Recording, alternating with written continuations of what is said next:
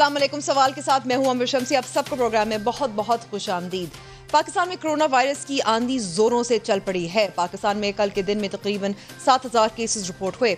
इस्लामाबाद जैसे सिर्फ 20 लाख की आबादी के दारुल हुकूमत में पिछले 24 घंटे सिर्फ 771 नए कोरोना केसेस सामने आए और यूं पाकिस्तान के मजमूई कोरोना केसेस की तादाद 1,42,000 पर पहुंच गई है, जिसमें पंजाब 53,000 और सिंध 54,000 के साथ 1,07,000 केसेस का शेयर रखते हैं।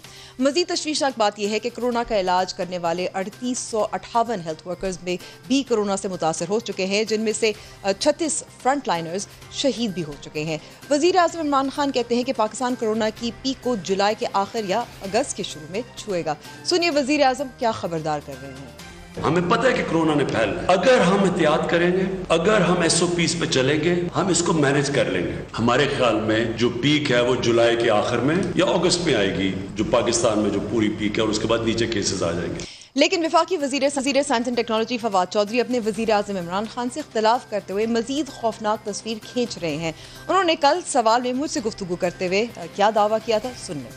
पीक तो हो गई है, जून में तो हम पीक में हैं ऑलरेडी। अब ये पीक कितना अर्सा कंटिन्यू करेगी, ये एक अलग मैथमेटिक्स है। हमें तकरीबन 2 से 3 महीने लगे हैं पीक पे पहुंचते हुए। 2 से 3 महीने लग सकते हैं पीक पे से नीचे जाते हुए, जो जाहिर है कि एक बड़ी वरीसम आई वुड से बात है। जी हाँ, फवाद चौधरी कह रहे हैं कि पीक पर पहुंच गए हैं और इम्कान है कि ये पीक अगले 2 से 3 माह जारी रह सकती है। वफाकी वजीर साइंस एंड टेक्नोलॉजी की बात को मजीद वजन chairman national command operation centre के सरबरा और वफाकी वजीर मनसूबाबंदी असद उमर के अंदाजों से मिलता है।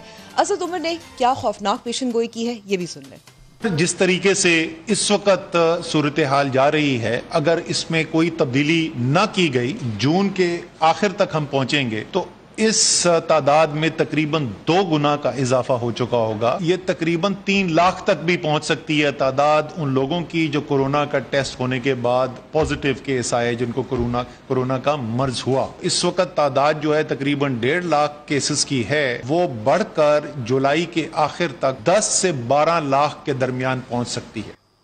असद उमर जुलाई के आखिर तक केसेस 12 लाख तक पहुंचने की बात कर रहे हैं। इटली में कोरोना ने जब तबाही मचाई तो मार्च के माह में 6000 केसेस रोजाना की बुनियाद पर रिपोर्ट हो रहे थे और पाकिस्तान 6000 का नंबर जून में पार कर गया है, जो आने वाले दिनों में सरकारी रिपोर्ट्स में मजीद बढ़ता नजर आ रहा है। हुकूमत ने डॉक्टरों और माहिरीन की तमाम अपील्स को रद्द करते हुए पीक आने से कबल ही लॉकडाउन खत्म कर दिया था और वजीर आज़म ने हाल ही में वर्ल्ड हेल्थ ऑर्गेनाइजेशन की 2 हफ्ते की लॉकडाउन की तजवीज़ भी मुस्तरद की थी और स्मार्ट लॉकडाउन का आइडिया दिया था। वजीर आज़म का आइडिया सुनिए। दुनिया के अंदर आज लॉकडाउन की वजह से गुर्बत बढ़ गई है। हमारी तरह मुल्क हिंदुस्तान, बांग्लादेश पहले ही ज्यादा थी गुर्बत। उन मुल्कों के अंदर तो कोरोना ने तबाही मचा दी है। ये लॉकडाउन है, कोरोना की वजह से लॉकडाउन है। हमने स्मार्ट लॉकडाउन किया, हमें इसके साथ अब रहना पड़ेगा। लॉकडाउन अब स्मार्ट लॉकडाउन की तरफ जाना पड़ेगा। जो लो रिस्क एरियाज है खोलने पड़ेंगे। ये इनडेफिनेटली अब लॉकडाउन हो ही नहीं सकता। लॉकडाउन का मतलब कि सारी इकोनॉमी बंद कर देना, रोकने के लिए उसका फैलाव, हमारे मुख्तलिफ हालात है। ऐसे ममालिक के अंदर सिर्फ एक ही चीज है जो है स्मार्ट लॉकडाउन। सोच समझ के लॉकडाउन करें ताकि किसी तरह इकोनॉमी के पहिए भी चलते रहें और साथ साथ कोरोना का फैलाव रोकते जाए। वजीर आज़म के इस आइडिया पर अमल दरामद करते हुए पाकिस्तान भर में इंतजामिया ने इस वक्त करीबन 1300 इलाकों को बंद करके तकरीबन 3 लाख आबादी की नकलो हरकत महदूद कर दी है। सिंध जहां अब तक 54,000 केसेस रिपोर्ट हो चुके हैं, मरीजों के लिए सिर्फ 8,274 बिस्तर मौजूद हैं, जबकि 739 ऑक्सीजन बेड और 368 वेंटिलेटर्स दस्तयाब हैं। पंजाब में कोरोना मरीजों की तादाद 53,000 पर पहुंच चुकी है, और मगर इन 53,000 मरीजों के लिए सिर्फ 9,276 बिस्तर, 3501 ऑक्सीजन बेड और 387 वेंटिलेटर्स हैं। खैबर पख्तूनख्वा के 17,500 मरीजों के लिए सिर्फ 4,856 बिस्तर हैं, 1100 के करीब ऑक्सीजन बेड है, जबकि 346 वेंटिलेटर्स दस्तयाब हैं। और बलूचिस्तान के 8,028 मरीजों के लिए सिर्फ 2148 बिस्तर, 262 ऑक्सीजन बेड और 36 वेंटिलेटर्स दस्तयाब हैं। और ऐसे में सोचिए, इन महदूद वसाइल के साथ पाकिस्तान के निज़ाम में सेहत को मुमकिन तौर पर जुलाई के आखिर में 12 लाख मरीजों का बोझ उठाना है। कोरोना वायरस के सुनामी के आगे बंद बांधने की तमाम कोशिशें नाकाम होती नजर आ रही हैं, लेकिन पाकिस्तान को कोरोना की दलदल में उतारने की जिम्मेदारी क्या आम आदमी की है जिसने एहतियात नहीं की, या हुकूमत जिसने अब तक अवाम से रज़ाकाराना तौर पर SOPs पर अमल दरामद की उम्मीद रखी और अपनी आईनी जिम्मेदारी अदा करते हुए SOPs सख्ती से अमल दरामद करवाने से गुरेज किया। इस और मज़ीद सवाल भी पूछेंगे। हमारे साथ मेहमान जो मौजूद हैं उनका तारुफ कराती हूँ। सेनेटर शिबली फराज साहब मौजूद हैं जो वफाकी वज़ीर बराए इंफॉर्मेशन है, ब्रॉडकास्टिंग है। इसके अलावा शाजिया मरी साहिबा पाकिस्तान पीपल्स पार्टी की नुमाइंदगी कर रही हैं, रुकने कौमी असम्बली हैं। बहुत बहुत शुक्रिया हमें वक्त देने का। शिबली फराज साहब, आज जो असद उमर साहब ने 10 लाख की प्रोजेक्शन दी है, सादा सा सवाल है, अब घबरा लें? देखिए जी, घबराहट की बात तो नहीं है, बिकॉज जिस तरह जो लीडरशिप होती है वो घबराती नहीं है, बल्कि वो जो सिचुएशन होती है उसको वो टैकल करने की कोशिश में होती है। अब फिगर्स जाहिर है कि इस किस्म की इतने बड़े फिगर्स अगर आपके जिसका जिक्र हो तो उससे कंसर्न तो पैदा होती है। नाउ व्हाट इज इम्पोर्टेंट ये है कि ये बेसिकली इसका मकसद एक तो ये है कि हमारा जो नेशनल NCOC है ये पूरी तरह से डेली बेसिस पे बगैर किसी नागे के, जिस तरह आपने देखा चाहे वो सैटरडे हो, संडे हो, छुट्टी हो, वो रोजाना की बेसिस पे इस सिचुएशन को एनालाइज करते हैं और उसके आगे उसके मुताबिक अपनी हिकमत अमली बनाते हैं। अब जो बेसिक जो पॉइंट था वो ये था कि जो लीडरशिप की जो पॉलिसी लाइन थी वो बड़ी क्लियर थी पहले दिन से। जिस दिन से ये शुरू हुआ उस दिन से लेकर आज तक हम ये समझते हैं कि जो प्राइम मिनिस्टर इमरान खान ने जो स्ट्रेटेजी बनाई, जो पॉलिसी लाइन ली, वो बिल्कुल अमली भी थी और हमारा मुल्क के मुताबिक हमारे मुल्क की ग्राउंड रियलिटीज को रिफ्लेक्ट करती थी। जबकि हमने देखा कि और ऐसे ममालिक जो कि साथ ही में ले लें आप, चाहे पहले यूरोपियन मुल्कों की मिसाल हम नहीं देते हैं, वो तो आप सब ने देखा कि वहाँ पे डिस्पाइट द फैक्ट कि उनकी जितने रिसोर्सेज थे और जितनी उनका हेल्थ केयर सिस्टम ऑर्गेनाइज है, हम अपने अगर हमसाए मुल्क को ही अगर देख लें तो आपने देखा कि वहाँ पे तो एक उन्होंने क्राइसिस क्रिएट कर दिया, उन्होंने मेजर एक लॉकडाउन करके उन्होंने तो आधे इंडिया को एम्पावरिश कर दिया। वहाँ पे तो 120 मिलियन के करीब लोग जो हैं तो वो तो उनके पास खाने पीने की चीजें नहीं है। जो उन्होंने पैकेजेस दिए अपने अवाम के लिए वो तो इतने पॉल्ट्री थे, इतने कम थे कि हजार पैसा।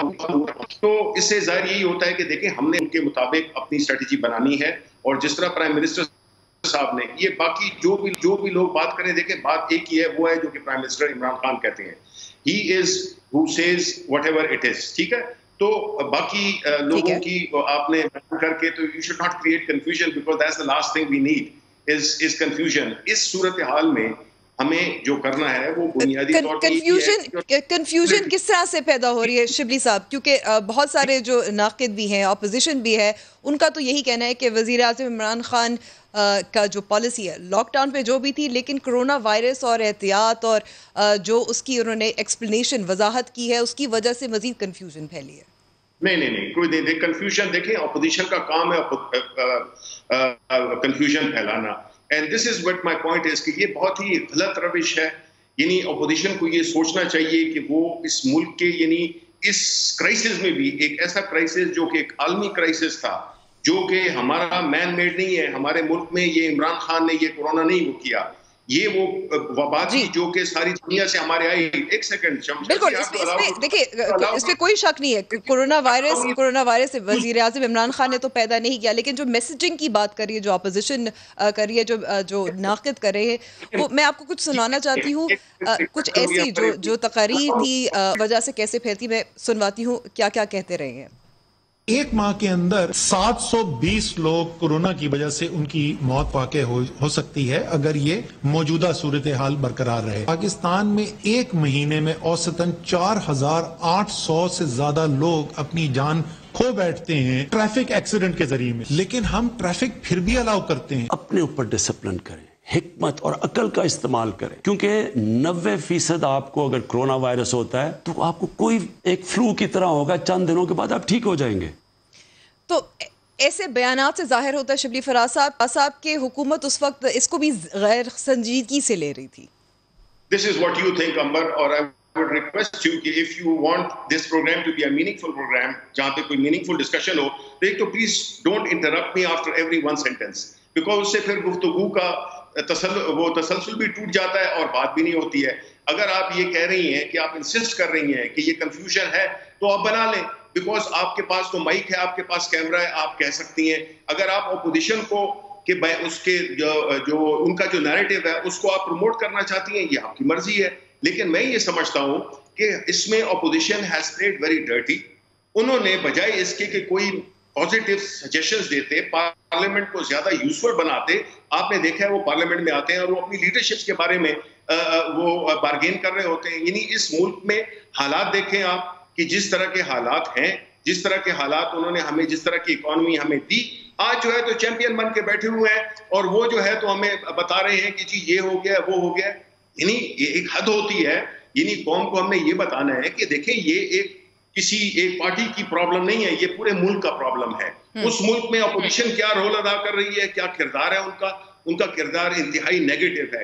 अब ये देखें, अभी मेरी कॉलीग इंतहाई नेगेटिव है और यही बात जो है मैं फिर शाजिया साहिबा की तरफ लेकर जाऊंगी। शाजिया साहिबा, शिबली फराज साहब कह रहे हैं कि opposition has been playing dirty, has been playing politics, मनफी किरदार अदा करी है। वज़ीर आज़म इमरान खान ने तो ये भी कह दिया है कि ऑपोजिशन चाहती है कि मज़ीद अमवात हों, मईशत बैठ जाए ताकि और मज़ीद तनकीद फिर डायरेक्ट करे। शाजिया साहिबा की लाइन शायद हमारे साथ अब दोबारा से मौजूद है, हम दोबारा कोशिश करेंगे उनसे रब्ता करें।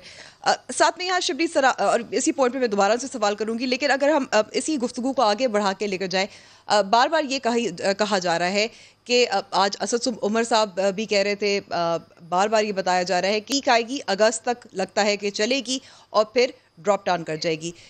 क्या आपको लगता है कि जो SOPs पर अमल दरामद करवाने से आप सेहत की सहूलियात मज़ीद इजाफा होगा? क्या ये जो क्लस्टर्स में लॉकडाउन किया जा रहा है, स्मार्ट लॉकडाउन है, उसकी वजह से होगा या मज़ीद कुछ आपको इंटरवेंशन करनी पड़ेगी? देखें मरियम, बात यह है कि इसमें कोई शक नहीं है कि इसका अपना एक पैटर्न है। पहली बात तो यह है कि इसके बारे में स्पेकुलेट करना, इसके पैटर्न के बारे में, इसके बिहेवियर के कोरोना वायरस में, कि क्योंकि ये किसी के पास ये वो है नहीं, ये प्रोजेक्शंस की, ये तो एक मॉडल्स हैं जो कि बनाते हैं, मुख्तलिफ मुल्क बनाते हैं, हम भी बनाते हैं। उसकी बेसिस पे ये लगता है कि we are in the beginning of the peak, so to say. तो अब हमें क्या करना है कि जी देखिए, हमने तो प्राइम मिनिस्टर इमरान खान बंद कर दे, लेकिन हमने ये भी देखना है कि जो लोग कंफर्टेबल हैं वो तो अपना गुजारा कर लेंगे, लेकिन उस सेगमेंट ऑफ सोसाइटी जो कि आपकी मेजॉरिटी है आपके मुल्क की, उनका क्या बनेगा? तो SOPs को फॉलो करना, वी हैव इम्प्लोर्ड द पब्लिक, हमने अवाम से रिक्वेस्ट की है, हम अभी फिर करते हैं और हर लेवल पे करते हैं कि आप एहतियात करें, बाहर गैर जरूरी तौर पे न जाएं, उस जगहों पे न जाएं जहां पे कि एक मजमा होता है। क्योंकि होता क्या है कि जिस दिन उस तरह शहबाज शरीफ एक नैब के उसमें चले गए, पूरे उसके साथ बारात के साथ चले गए, तो अब इस किस्म की चीजें अगर एक सियासी जमात अपोजिशन का लीडर अगर वो इस तरह के वो देगा, एक एग्जाम्पल देगा, तो लोग कैसे उसको बाकी लोग शिबली साहब, लेकिन साथ साथ फिर वज़ीर आज़म इमरान खान भी हफ्ते पहले तक मास्क पहने हुए नज़र नहीं आते और अब कह रहे हैं कि लोगों को मास्क पहनना चाहिए क्योंकि 50% केसेस में कमी आती है जब ज़्यादा से ज़्यादा लोग, तमाम लोग जो बाहर निकलते हैं, मास्क पहने। तो ये तो सिर्फ एक सियासी लीडर की बात नहीं है। फिर देखें, पहली बात तो ये है कि इमरान खान, अगर आप उनको क्रिटिसाइज करना चाहती हैं, यू हैव एवरी राइट, आप करें क्रिटिसाइज फॉर द सेक। मैं दूसरा पॉइंट ऑफ व्यू प्रेजेंट कर रही हूं, द अल्टरनेटिव। इमरान खान जो है ना, इस तरह के जलसों में, इस तरह के जलूस, और ना उन्होंने कोई ऐसी हरकत की है कि वो नैब में जाएं और बारात के साथ जाएं। ठीक है, इमरान खान अपने प्राइम मिनिस्टर सेक्रेटेरिएट इस्तेमाल करते हैं। ये जिस तरह की टाइम आता गया बिल्कुल यूज करते हैं। आप मुझे भी एक पिक्चर बता दें जिसमें कि इमरान खान ने बगैर मास्क के फिर रहे हों। देखें, आप इसमें बजाय मैं कहती कि हफ्ते पहले तक और बहुत अच्छा लगता है कि वज़ीर आज़म इमरान खान अब मिसाल कायम कर रहे हैं और मास्क भी पहन रहे हैं। जी, शाजिया साहिबा, हमारी लाइन ड्रॉप हो गई थी, आई थिंक हमारा रिकनेक्शन हो गया है उनके साथ। शाजिया साहिबा, आपको मेरी आवाज़ आ रही है? Thank you for joining the programme. जी, इस वक्त जो सवाल आपके सामने जो पेश करी थी, शिबली फराज साहब का कहना है कि अपोजिशन का इस कोरोना वायरस में बहुत ज़्यादा मनफी किरदार अदा हुआ है, has played dirty as well. Imran Khan साहब भी कह चुके हैं कि अपोजिशन ऐसा लगता है कि चाहती है मज़ीद अमवात हों और मईशत जो है वो बैठ जाए ताकि मज़ीद तनकीद का मौका मिले, और फिर कोई कॉन्क्रीट प्रपोजल्स नहीं पेश की अपोजिशन ने, पार्लियामेंट का फोरम इस्तेमाल नहीं किया। बहुत शुक्रिया अंबर। मैं सुन रही थी शबली फराज साहब जो गुफ्तगू फरमा रहे थे और मैं समझने से कासिर थी कि वो इतने खफा क्यों हैं, और वो एक एंकर के सवाल पूछने पर भी खफा है, और वो बेशक उनको यह हक हासिल है कि वो अपनी बात कर सकते हैं, लेकिन आज हुकूमती रवैये से ये लग रहा है कि वो या तो गिल्टी है या फिर मैंने किसी की बात में इंटरप्ट नहीं किया, तो मैं चाहूंगी कि अगर शिबली फराज साहब थोड़ा सा सब्र का मुजाहरा करें, मैं सिर्फ अपनी बात मुकम्मल कर लूं और उनको पूरा हक हासिल होगा कि वो अपनी बात कर ले। आई एम श्योर ये हक उनको इस फोरम पे हासिल होगा। अब बात यह है कि शिबली साहब देखें, अटैक इस वक्त आप अटैक एंकर पे भी कर रहे हैं और एक और गेस्ट पे भी कर रहे हैं जो अपनी बात करने की कोशिश कर रही है। अब मैं सिर्फ ये कहना चाहती हूँ, क्योंकि शिबली फराज साहब ने ये कहा कि ऑपोजिशन का जो काम है वो कंफ्यूजन फैलाना है। पता नहीं, फिर ये भी ऑपोजिशन में रहे हैं पिछले 5 बरस, इनका भी शायद ये काम था कि वो कंफ्यूजन फैलाए। मेरे नज़दीक ऑपोजिशन का काम कंफ्यूजन फैलाना हरगिज नहीं है। ऑपोजिशन हुकूमती पॉलिसीज, हुकूमती जो परफॉर्मेंस है उस पर नज़र रखती है, और जहाँ जहाँ हुकूमत गलत कर रही होती है, जहाँ जहाँ हुकूमत को गाइडेंस की ज़रूरत होती है, एक समझदार ऑपोजिशन अपना रोल अदा करती है। और पाकिस्तान पीपल्स पार्टी ने डे 1 से इस हुकूमत को कभी भी उस तरीके से तनकीद का निशाना नहीं बनाया जो कि एक ऑपोजिशन वैसे रिवायती तौर पर बनाती है। आपको अंबर अच्छी तरह याद होगा कि इसी नेशनल असेंबली में पाकिस्तान पीपल्स पार्टी के चेयरमैन ने एक बार नहीं कई मरतबा इस हुकूमत को पेशकश की है किसी भी किस्म की असिस्टेंस की, और जो हमारे इम्पोर्टेंट इश्यूज है उसके हवाले से। बिलखुसूस मैं आपको, क्योंकि ये हुकूमत जब से आई है, कभी ये बात करती है 9 महीने की, कभी ये बात करती है 1 साल की, कभी 100 दिन की, जो भी इनके टारगेट्स हैं वो इनके दिए हुए टारगेट्स है, लेकिन परफॉर्म इस हुकूमत ने आज तक नहीं किया। कितना भी ये पिछली हुकूमतों को इल्जाम दें, लेकिन आखिर इनको अपनी परफॉर्मेंस का जवाब देना पड़ेगा। अब इस बहस को बस ये पुरानी बहस हो गई है कि हमें क्या विरसे में मिला। हर हुकूमत ये कहती है पाकिस्तान पीपल्स पार्टी को जो विरसे में मिला हमने उसके बावजूद परफॉर्म किया। देखिए, हुकूमतों को विरसे में काफी कुछ मिलता है, ये भी किसी को विरसा देकर जाएंगे, क्योंकि आज जो हमारी जो हमारी पब्लिक डेट है, जो हमारी टोटल डेट है, जो हमारे कर्जों की शरह है, वो उरूज पर है। वो पाकिस्तान की तारीख में इतनी नहीं हुई जितनी आज हुई। ये लोग गिना करते थे ना कि हर पाकिस्तानी पे इतने हजार कर्ज होगा। आज बताएं ना हर पाकिस्तानी पे कितने हजार, बल्कि लाखों में वो कर्ज चला गया है। हर पाकिस्तानी के ऊपर कर्ज हजारों में नहीं है, लाखों में। तो ये इस हुकूमत की कारकर्दगी है। जहां तक कंफ्यूजन की बात है, बहुत गलत है कहना कि ऑपोजिशन कंफ्यूजन फैलाती है। और आपने जो सवाल किया, मैं भी ये सवाल करती हूँ, क्योंकि इस मुल्क के वजीर आजम ने ऐसे बयान दिए हैं जो मिक्स्ड मैसेजिंग इन्होंने की है कोविड के हवाले से, उसने हमें बहुत नुकसान पहुंचाया है। ना अंबर शमसी कह रही है, ना शाजिया मरी कह रही है। आप सिर्फ और सिर्फ वो फुटेजेस चला दें जहां पर वजीर आजम एक तरफ कहते हैं कि बूढ़े और बीमारों को होता है, और दूसरी तरफ कहते हैं कि अवाम की गैर जिम्मेदारी है, अवाम जो है जिम्मेदारी का मुजाहरा नहीं कर रही। देखिए, लीडरशिप को ऐसा फैसला, चाहे वो कठिन फैसला हो, चाहे वो टफ फैसला हो, उसको करना पड़ता है। ये नहीं कि वो डे वन से कंफ्यूज मैसेजेस दे। कोविड एक रियलिटी है, वो एक कॉमन फ्लू नहीं है, वो नजला जुकाम नहीं है। इसको हमने शुरू से देखा कि वजीर आजम ने ना खुद समझा ना दूसरों को समझाने वो तो शाजिया साहिबा, वो तो हमने क्लिप वो भी चलाए थे और जाहिर है उसमें बार बार बात भी बहुत हुई है। मैं आपकी एक पॉइंट को आगे बढ़ाना चाहती हूँ, मैं एक पॉइंट पर आगे बात बढ़ाना चाहती हूँ। शिबली फराज साहब, जैसे शाजिया साहिबा भी कह रही है, बिलावल भुट्टो जरदारी साहब ने भी बार बार पेशकश की है, ख्वाजा आसिफ साहब ने भी एक खसूसी कमेटी की भी पेशकश की। मुझे मालूम है कि सेनेट में भी इस पर बात हुई।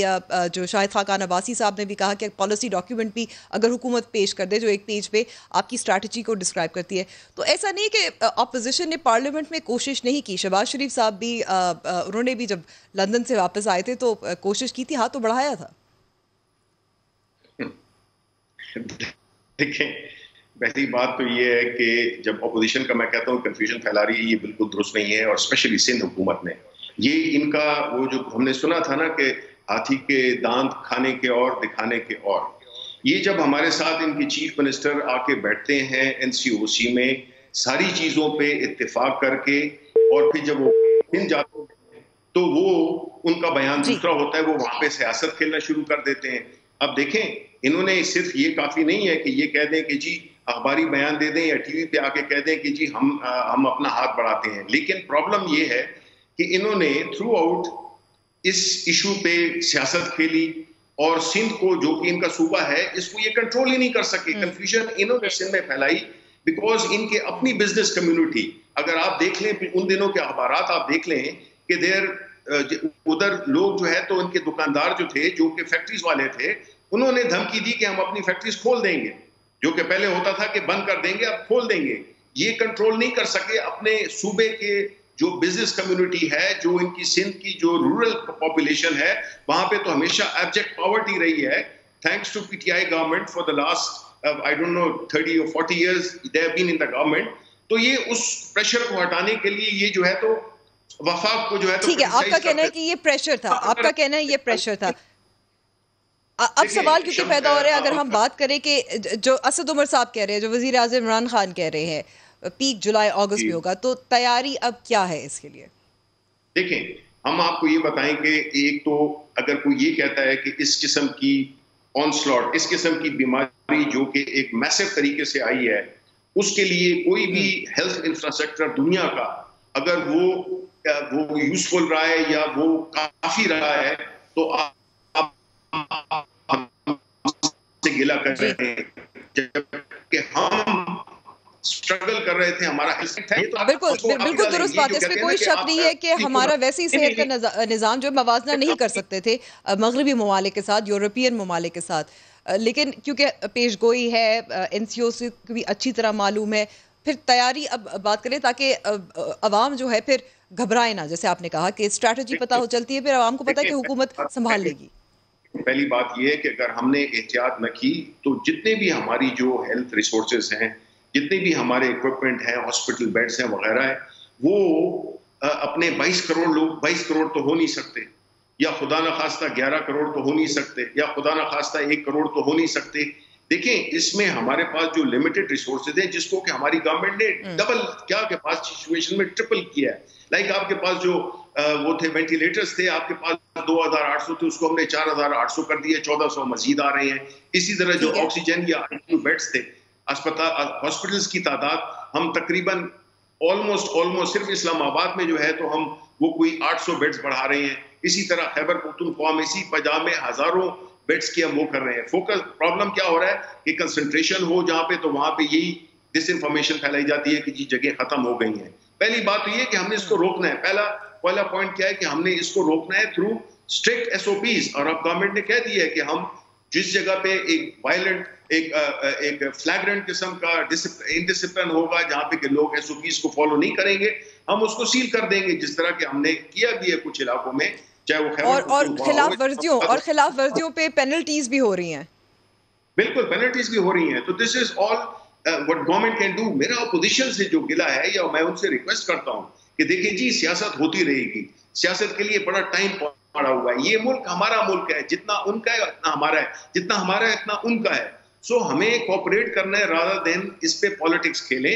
जहां पे आपकी कमजोरी है, हमारी हेल्प चाहिए, हमने सिंध को बहुत किया है, हमने बहुत हेल्प किया है, ठीक है। और करते तो शिबली फराज साहब, आप एक जॉइंट पार्लियामेंट्री कमेटी के हक में हैं, जैसे ख्वाजा आसिफ साहब ने पेशकश की थी। देखिए, वो तो ऑलरेडी थी, ऑलरेडी है, उसका मैं भी हिस्सा हूं। उसमें ये ख्वाजा आसिफ भी आते थे, हम बिल्कुल उसमें हमारी कितनी मीटिंग्स हुई हैं, और उसमें बड़े अच्छे माहौल में हुई हैं, उसमें कोई एक्रिमनी नहीं थी। ठीक है, और कितनी मीटिंग्स हुई हैं शिबली साहब? उसमें हमारी तकरीबन कोई 6 के करीब हो चुकी। अभी दोबारा आई थिंक इसको ज्यादा फाल बनाने की कोशिश होगी हुकूमत की तरफ से, आप भी, क्योंकि सेनेट में भी तो लीडर हैं। जी देखें, हमारी तो पूरी कोशिश है, किस गवर्नमेंट की ये कोशिश नहीं होगी कि वो अपोजिशन के को साथ लेके चले। हम साथ लेके चलते हैं विद इन आवर, जो कि हमारे जो प्रिंसिपल स्टैंड है, उस पर हम कोई कंप्रोमाइज नहीं करते। लेकिन कोरोना हो गया और कोई भी इशू हो गया, उसमें तो ये हमारा साझा है, ये जो इशू है ये हमारा। इसमें देखिए ना, बीमारी में पीएमएल के, पीपल्स पार्टी के, पीटीआई के लोग अफेक्ट भी हुए हैं और अनफॉर्चुनेटली वफात भी पा गए हैं। तो वो तो ये वायरस तो नहीं देखता ना कि ये कौन हुकूमती पार्टी का है और कौन अपोजिशन का है। इसलिए हमारा जहाँ पे कोई चीजें हो। हम उम्मीद करते हैं शबीर साहब, क्योंकि मेरे पास वक्त खत्म हो गया, हम उम्मीद करते हैं कि कम से कम कुछ तो ताउन नजर आएगा इस कमेटी के जरिए। बहुत बहुत शुक्रिया वक्त देने का सेनेटर शबीर साहब और शाजिया मरी साहिबा। नाज़रीन, लेते हैं ब्रेक के बाद मजीद बात करेंगे, क्योंकि नैब ने सोच लिया है कि सुलेमान शरीफ को इंटरपोल के जरिए पाकिस्तान वापस लाया जाएगा। इस पे और मजीद पे बात होगी ब्रेक के बाद।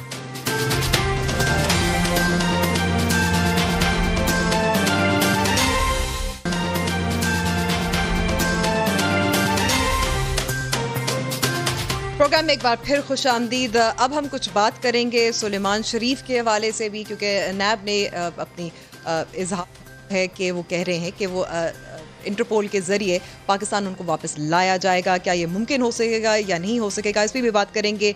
और हमारे साथ मौजूद है सना बुच्चा साहिबा, तज्ज़ियाकार, इफ्तिखार अहमद साहब सीनियर तज्ज़ियाकार, और lieutenant general retired Amjad Shoaib साहब। आप तीनों का बहुत बहुत शुक्रिया वक्त देने का। सबसे पहले तो मैं इफ्तिखार अहमद साहब आपसे शुरू करना चाहूँगी। सुलेमान शरीफ को पाकिस्तान वापस लाने की जो कोशिश अब दोबारा से कर रही है नैब इंटरपोल के ज़रिए, किस हद तक कामयाब होगी? देखिए, नैब कामयाब हो सकती है अगर हुकूमत पाकिस्तान का कोई ऐसा एग्रीमेंट है बरतानिया की हुकूमत के साथ, इंटरपोल के लोग अगर कन्विंस हो जाते हैं कि हाँ वो इतना बड़ा मुजरम है कि जिसका पाकिस्तान में जाना बहुत ज़रूरी है, तो भिजवा सकते हैं। लेकिन नैब की ये जो तेज़ी और फुर्तियाँ जो हैं ये काबिल तवज्जो हैं कि आखिरकार वो क्या प्रेशर है हुकूमत पर, हुकूमत की पॉलिसी में वो क्या तब्दीली आई है कि वो ये भी नहीं देखते कि आज इतवार का दिन है और नोटिस जारी कर रही है। वो ये भी नहीं देखते कि पूरे मुल्क में एक वबा फैली हुई है और मजबूर कर रहे हैं लोगों को कि उनकी अदालत में पेश हो। और ये जानते हुए, बखूबी जानते हुए नैब कि उसके अपने मुलाजमीन की बड़ी भारी तादाद कोविड का निशाना बन चुकी है और वो अपना पॉजिटिव हैं उनके नताइज। तो मुझे नहीं समझ आती कि एकदम ये क्या हुआ है। पिछले में हम महसूस कर रहे हैं पिछले 15 एक रोज से शेख रशीद साहब तो कह चुके थे, वो तो कह चुके थे कि नैब तेजी करेगी, टार्जन बन जाएगी ईद के बाद, और वो सही साबित हुए। फिर इसका मतलब है कि आप नैब पर इल्ज़ाम लगा रही हैं इनडायरेक्टली। नैब तो एक आज़ाद अदारा है ना, उसका तो उस पर तो किसी का दबाव ही नहीं है। वो क्या करने जा रहा था, अगर ये शेख रशीद को पहले से इल्म था तो फिर नैब की जो एक की आइडेंटिफिकेशन वो ख़त्म हो जाएगी। वो तो कहते हैं हमारे पर दबाव ही नहीं है, किसी को पता नहीं हम क्या करने वाले हैं। जिस तरह आज आपने इतवार की खबर इतवार को मुझे बता दी, हमारा तो ये ख्याल है नैब के बारे में, अगर नैब की आज के इतवार की खबर आज से 20वें इतवार पहले शेख रशीद साहब को मालूम थी तो फिर नैब तो किसी काम का अदारा ना हुआ, फिर तो शेख रशीद उनको चला रहा था रावलपिंडी से बैठ के। तो ये सवाल फिर बड़ा खौफनाक है कि अगर शेख रशीद उनको नैब को चला रहा था पिंडी से बैठ के, तो ये जितने लोग भी गिरफ्तार हो रहे हैं, जिनको बुलाना चाहते हैं इंटरपोल के इस सलमान के समेत, वो तो सारे के सारे शेख रशीद के सियासी मुखालिफ हैं। तो क्या ये सिर्फ सियासी मुखालिफिन को खराब करने के लिए अदारा इस्तेमाल हो रहा है? जी जनरल साहब, इससे पहले भी कोशिश की गई थी साबिक वजीर खजाना इसहाक डार साहब को वापस लाने की इंटरपोल के जरिए, वो भी नाकाम हुई। नैब फिर क्यों इतना ज़्यादा एतमाद है कि सुलेमान शरीफ जो पब्लिक ऑफिस होल्डर नहीं रहे थे उनको पाकिस्तान ला सकेंगे? बिस्मिल्लाहिर्रहमानिर्रहीम। देखिए अमर, बात ये है कि ये अगर कहा जाए कि करप्शन की नहीं तो ये तो मैं ख्याल इससे बड़ा झूठ होगा कोई नहीं, क्योंकि ये तो नैब के कुछ कहने से पहले खुद ही भाग गए थे और भागे हुए हैं। सो उस लिहाज से ये तो एक आम आदमी भी समझता है कि इनको अंदाजा था कि ये अपना बचाव नहीं कर सकेंगे, इनके खिलाफ शवाहिद बहुत अच्छे हैं, लिहाजा पकड़े गए तो सजा हो सकती है। लेकिन ये कहना कि इनको वापस लाया जा सकेगा, उस पर मेरा यकीन नहीं। उसकी बुनियादी वजह यह है कि नैब हो या पाकिस्तान के दूसरे अदारे या आवाम, आपको याद है कि ये MQM के जो रहनुमा वहाँ अल्ताफ हुसैन बैठे हैं, उनसे लेके तो सावधार वगैरह जिस किसी के भी बारे में आपने शवाहद वहाँ जमा कराए हैं, वो कभी भी उनकी बुनियाद पे किसी भी मुजरिम को वापस नहीं किया गया। ये एक तो ये वैसे भी मेरा ख्याल है कि बरतानिया की पॉलिसी है कि वो अपने हाथ में रखते हैं ऐसे मोहरे जिनकी वजह से उनको यहाँ पे काम करने में आसानी रहती है हमारे मुल्क में। दूसरी तरफ ये है कि कोई आपका कहना है जनरल साहब कि ये बरतानिया की साजिश है? साजिश नहीं, उनकी अपने मुल्क का मुफाद है। आप इसको यूं देखें कि हर मुल्क अपने में काम करता है, लिहाजा वो उनका मुफाद है कि वो कुछ मोरे अपने हाथ में रखें जिनसे वो कुछ न कुछ अपने लिए काम करवाते रहें। दूसरी तरफ ये है कि वैसे भी पाकिस्तान को और बरतानिया का कोई मुआहदा भी नहीं है कि आपने एक दूसरे के लोग जो कि यहाँ पे कोई जुर्म कर जाए तो उसको वापस करना है, इस तरह का कोई भी नहीं है। इंटरपोल के पास जब आप जाते हैं तो इंटरपोल तो अमूमन बड़े वाजे कोई जुर्म किसी पे साबित होता नजर आए या खास तौर पे टेररिज्म से रिलेटेड हो तो वो तावन करते हैं, लिहाजा मेरा नहीं ख्याल कि इंटरपोल भी इस मामले में तावन करेगा। तो बात इतनी है कि नैब ये सारे जो किस्से करता है, तो ये फिर बयानात जो है ऐसी दे दिए जाते हैं ताकि थोड़ी बहुत डिस्कशन हो और फिर कुछ नहीं होता। काम है, दिखावे के काम है। इतने अरसे में नैब ने किसी की ना कन्विक्शन करवाई, केसेस लटके हुए 2-3 साल से, और वो बस एक ड्रामा सा चल रहा है। तो मेरा ख्याल है अगर वो आ भी जाए यहाँ पे तो कुछ नहीं, उनके लिए तहफ़्फ़ुज़ मौजूद है जैसे बाकियों के लिए है, और वो चलता रहेगा उनका सिलसिला भी। ये सारे ड्रामाबाजी है, इसका कोई फायदा नहीं है और ना ही हमें इस पर टकरे मारनी चाहिए। ठीक है, आगे बढ़ते हैं। सना बुच्चा साहिबा, बात होगी कि मुश्किल लग रहा है, इससे पहले भी मिसालें मौजूद हैं कि नैब ने कोशिश की, इंटरपोल के ज़रिए कोशिश की, जो वैसे ही एक ऐसा इदारा है जो राब्ता कारी या कोऑर्डिनेशन के लिए होता है जब मुआहिदा सामने नहीं है। और आपने कभी कभी ये भी बताया जाता है, वकला ये कहते हैं कि अलग मुकदमा भी दर्ज करना होता है बरतानिया में। इसको सब छोड़ते हुए अब इफ्तिखार साहब कह रहे थे कि जैसे शेख रशीद साहब को पहले से इत्तला मिल जाती है कि नैब का जो रवैया है वो क्या रहेगा। राना सनाल्लाह साहब ने भी समा से बात करते हुए उनका भी ये कहना था कि उनको इत्तला मिली थी कि उनकी गिरफ्तारी होगी, ज़राए से मिली थी, दीगर के भी नाम लिए थे। तो सिर्फ हुकूमती अब नुमाइंदों को ही इत्तला नहीं मिल जाती, अब तो लगता है कि अपोजिशन के जो की या अहम जो रहनुमा है उनको भी इत्तला मिल जाती है। जी अंबर, पहले तो Ambar my sincere condolences to you, क्योंकि मैंने आज शिबली फराज साहब को आप पर बरसते देखा और मुझे बहुत, I think it was in very bad taste. तो पहले तो माय सिंसियर कंडोलेंसेस एंड आपके सब्र का पैमाना लबरेज नहीं हुआ इस पर कांग्रेचुलेशंस, क्योंकि आई थिंक दिस इसीलिए हम ये काम आप अब तो आदत सी हो गई, अब तो आदत सी हो गई कि आप एक सख्त सवाल जरा सा करते हैं तो आप पे बरस पड़ते हैं और इल्जाम लगाते हैं। शिबली फराज साहब जैसे इंसान, अगर इंसान बहुत अच्छे वो जोवियल आदमी है और अगर इस तरह से वो बरस पड़े तो आपको फिर अंदाज़ा हो जाना चाहिए कि बहुत ही ज़्यादा, मतलब मुझे नहीं समझ में आ रही कि ये इंटरपोल के ज़रिए सुलेमान को लाके क्या साबित कर देंगे जब तक ये शहबाज शरीफ को ऑलरेडी मौजूद हुए वह साबित नहीं कर सके। ये खाकान अब्बासी को इतने महीने जेल में रख के क्या साबित कर सके, वो मुझे अब तक मैं समझने से कासिर हूँ। तो मेरा ख्याल है कि जिनको ये अब तक रखते रहे हैं अडियाला जेल में और 90 दिन 6 महीने 8 महीने, पहले तो उसकी रिपोर्ट हमें दे दें कि इन्होंने इनको रख के किया क्या है।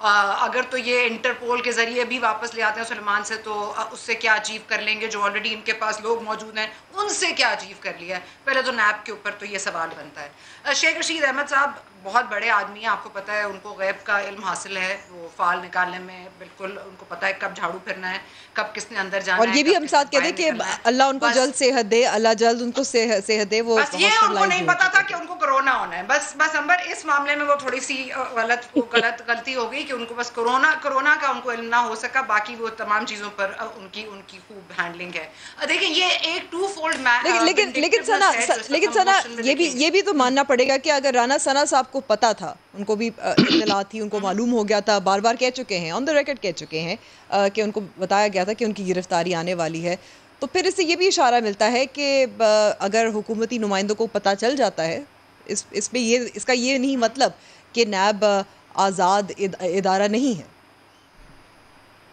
देखिए अमर, मैं तो शुरू दिन से कह रही हूँ कि नैब आज़ाद इदारा नहीं है, लेकिन अब वो किसके हाथों कैद है ये मेरा ख्याल है कि इसको अब जांचने की ज़्यादा ज़रूरत है। आज़ाद तो वो नहीं है, लेकिन वो किसकी कैद में है ये जरा समझने से अभी तक हम कासिर हैं। आई थिंक आप बेहतर जानती हैं, मैं कुछ नहीं कहूँ तो बेहतर है। आई थिंक हम सबको पता है कि ये इशारे कहाँ से आते हैं, और ये देखें एक टू फोल्ड एक विंडिक्टिवनेस का इस वक्त एक साइकिल चल रहा है। अगर आप देखें तो एक टाइगर फोर्स इस वक्त अमली तौर पर सामने आएगी, दूसरी तरफ नैब तो एक टाइगर ऑलरेडी बना हुआ है, ये जो सोते हुए टाइगर्स या लायंस होते हैं जो कुछ नहीं कर पाते। तो ये जो एक हम देख रहे हैं ना, एक विंडिक्टिवनेस का दौर है, मतलब without giving anybody any discretionary powers, without any sort of training, you are giving them this power to do as they please with who they please. So आप ये जो ऑपोजिशन से बार बार आप लोग ये हुकूमत नाला रहती है कि वो कुछ कर नहीं पा रहे, वो बेसिकली चाहते हैं कि वो कोरोना टाइगर्स की तरह एक फैन क्लब में उनके साथ आ जाएं, उनको ऑल्टरनेट ना बताएं, उनको स्मार्ट लॉकडाउन ना समझाएं, उनको पेरू मेक्सिको के आगे ले जाकर बाकी एग्जाम्पल्स ना गिनवाएं। जो एग्जाम्पल्स हुकूमत देखना चाहती है उन एग्जाम्पल्स को देखने दें। तो मेरा ख्याल है कि ये जो टू फोल्ड विंडिक्टिवनेस है ये बहुत हमें अभी आइंदा अरसे में नजर आएगी। अच्छा, आज आपने क्योंकि कोरोना टाइगर फोर्स की भी बात की, वज़ीर आज़म इमरान खान ने कल ही कह दिया था, उम्मीद कर रहे थे कि जो टाइगर फोर्स है ये जो SOPs पे सख्ती से अमल दरामद करवाएगी, लेकिन आज जो असद उमर साहब ने प्रेस कॉन्फ्रेंस की और ये बताया कि 1.2 मिलियन केसेस हो जाएंगे पाकिस्तान में जुलाई के आखिर तक, परेशान कौन है। साथ साथ एक और उन्होंने बात की थी, मैं सुनवाती, उनका कहना था कि वज़ीर आज़म इमरान खान को मालूम था, मुश्किल भी पैदा हुई, परेशानी पैदा हुई, सिर्फ पाकिस्तान नहीं तमाम दुनिया के अंदर। पाकिस्तान ने तो फिर भी बेहतर फैसले कर लिए, क्योंकि पहले दिन से वजीर आजम को इसका एहसास था, तो हम तो फिर भी अपने गरीबों की और जो लोग सफेद पोश जिनका रोजगार छिन गया था उनकी कुछ मदद करने के अंदर कामयाब हुए। जी जनरल साहब, असद उमर साहब का कहना है कि इमरान खान साहब को मालूम था सूरत हाल का कि इस हद तक केसेस में इजाफा हो जाएगा।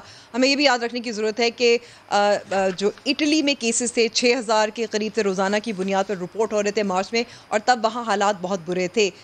तो आपको लगता है कि लॉकडाउन ईज़ किया, ईद से पहले बार बार मुतनब्बे किया, वर्ल्ड हेल्थ ऑर्गेनाइजेशन ने, डॉक्टर्स ने मुतनब्बे किया, तो इमरान खान साहब को अंदाज़ा था कि इतने केसेस हो जाएंगे और इतनी अमवात भी हो जाएंगी, उसके बावजूद ये सब कुछ हो रहा है? मेरा ख्याल है अंदाजा नहीं था, क्योंकि ये जो हमने लॉकडाउन लगाया, मिसाल के तौर पर लॉकडाउन की बात कर लीजिए, लॉकडाउन बड़ा ही कमजोर किस्म का था, जिसमें कि बड़ी खुली मूवमेंट, दुकानें बंद थी लेकिन बाहर मूवमेंट इतनी ज्यादा थी, लोग आ जा रहे थे। इसी तरह आप देखिए कि तफ्तान से लोगों ने आना शुरू किया तो उनके लिए कोई भी हमने आइसोलेशन का इंतजाम नहीं रखा हुआ था, क्वारंटीन सेंटर्स नहीं थे, और फिर वो लोग, उनकी सिक्योरिटी नहीं थी कि अगर वो वहां रखें कहीं तो वहां से निकल ना सकें। नतीजा ये कि वो मुल्क में फैल गए। इसी तरह बाहर से लोग आते रहे, एयरपोर्ट्स के ऊपर हमने हेल्थ डिपार्टमेंट के कुछ लोग रखे, लेकिन वो पैसे खाने शुरू हो गए और लोगों को छोड़ना शुरू कर दिया। शाम के वक्त, रात के वक्त तो चले जाते थे, और फ्लाइटें इंटरनेशनल ज्यादातर रात के वक्त आती हैं। नतीजा ये कि लोग वहां से भी आते रहे। और पहला केस जो हमारे यहाँ हुआ वो वही सऊदी अरेबिया से कोई शख्स आया था, और वो आके तो उसने पहला यहाँ पे कोरोना का केस हुआ। तो अगर आपको पता था, और चाइना मॉडल आपने देखा, शुरू में आपने एक अच्छी पॉलिसी रखी कि चाइना से आपने स्टूडेंट्स को नहीं आने दिया और उसने पे किया आपको, तो फिर आपको बाकियों के लिए भी वही पॉलिसी रखनी चाहिए थी, क्योंकि बेसिक प्रिंसिपल तो यही था कि आप लोगों को फैलने न दें, जिनको प्रॉब्लम है उनको आइसोलेट कर लें ताकि ये वबा फैले ना। लेकिन ना आइसोलेशन हुई, ना आप एयरपोर्ट्स पे पूरी तरह कंट्रोल कर सके, ना तफ्तान साइड पे कंट्रोल हुआ, और जो हमने लॉकडाउन लगाया वो इंतहाई कमजोर किस्म का ढीला ढाला। यहाँ तो कर्फ्यू चाहिए था 3 हफ्ते का।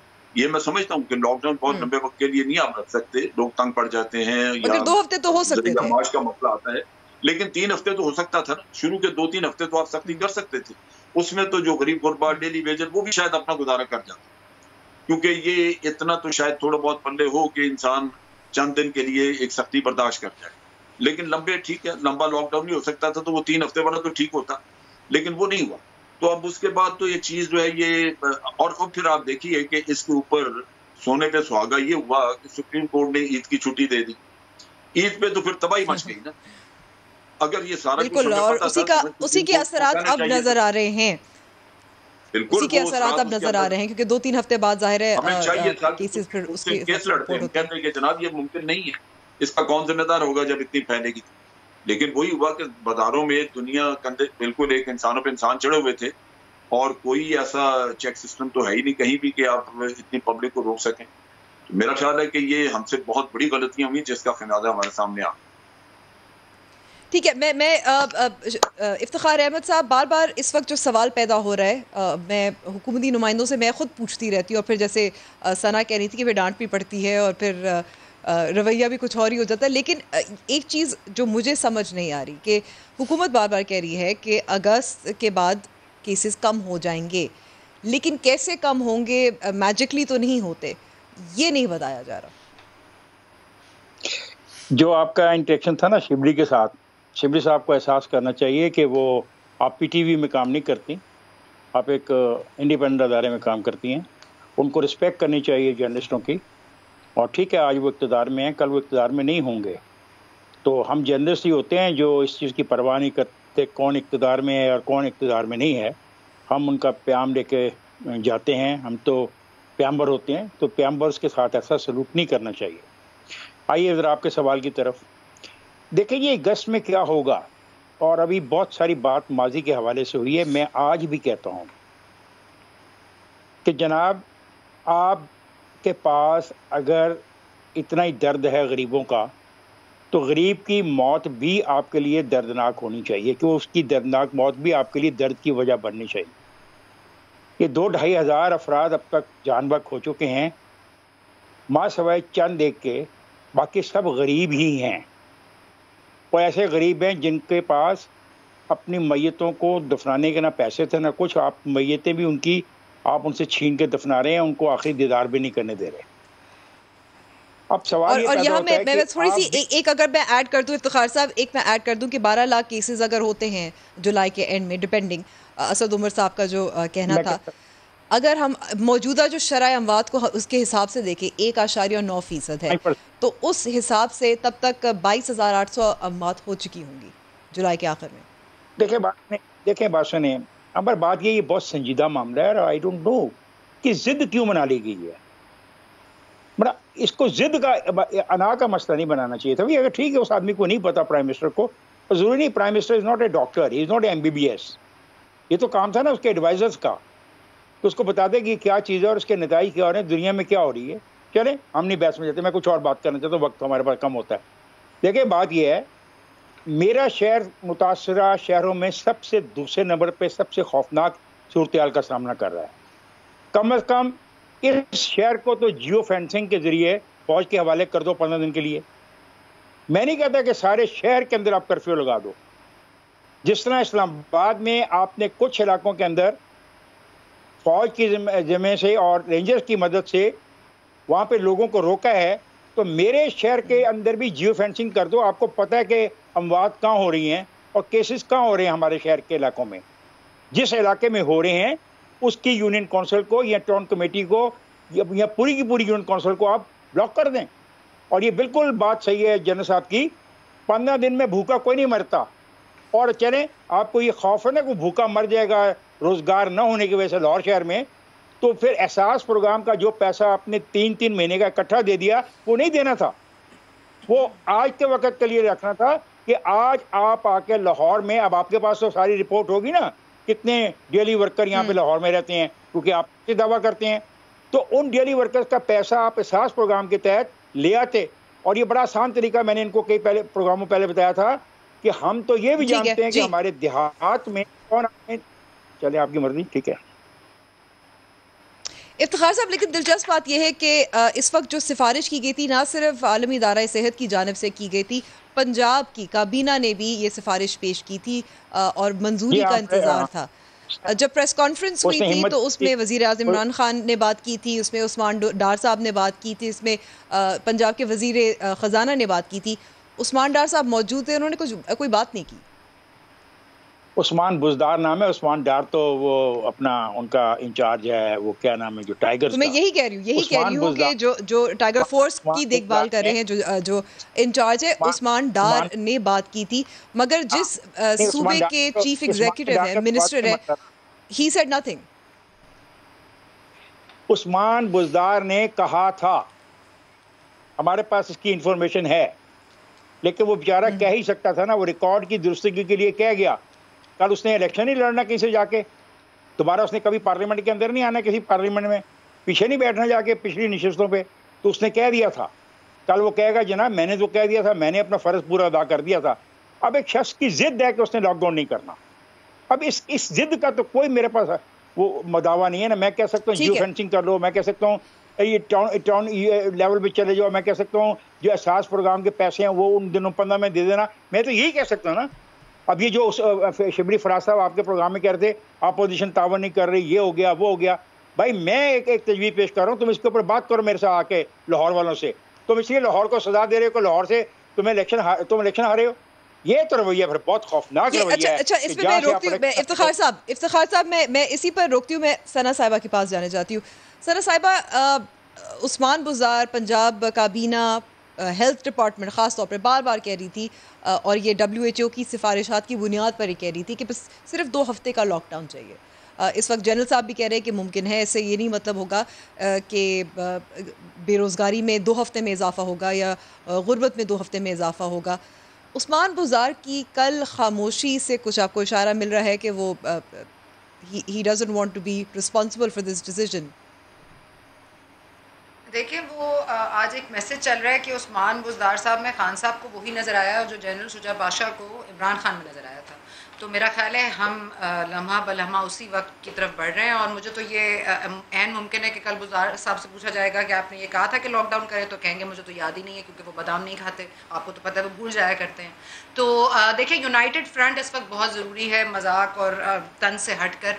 जब तक आप यूनाइटेड फ्रंट नहीं रखेंगे आप इस वबा से नहीं लड़ सकते। आप इस वबा को छोड़िए, अगर आपको भूख की इतनी फिक्र है, जो टिड्डी दल आपकी ज़राअत के साथ कर रहा है, जो आपका 70% आपका फूड वहाँ से आता है, आपको 9/11 के बाद सैंक्शंस लगी, आपने वहाँ से खाया, आपके एटॉमिक पावर के होने के बाद आप पे सैंक्शंस लगी, आपने वहाँ से खाया, आपने अपने जब हालात ख़राब हुए, जब धमाके हो रहे थे, आपने वहाँ से खाया। अब आपके पास खाने को नहीं होगा, your agriculture will be finished. ये इस बात को भी सीरियसली नहीं ले रहे क्योंकि ना फेडरल हुकूमत प्रोविंशियल के साथ बैठना चाहती है, ना उनको फंड्स देना चाहती है।